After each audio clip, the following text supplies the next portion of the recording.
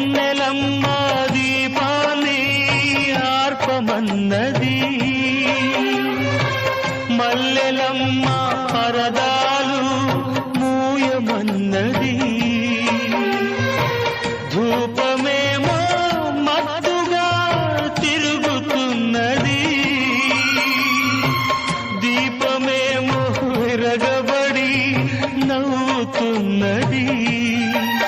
నీరాక కొరకు తలుపు, నీ పిలుపు కొరకు పానుపు, పిలిచి పిలిచి వేచి వేచి ఎదురు చూస్తున్నది.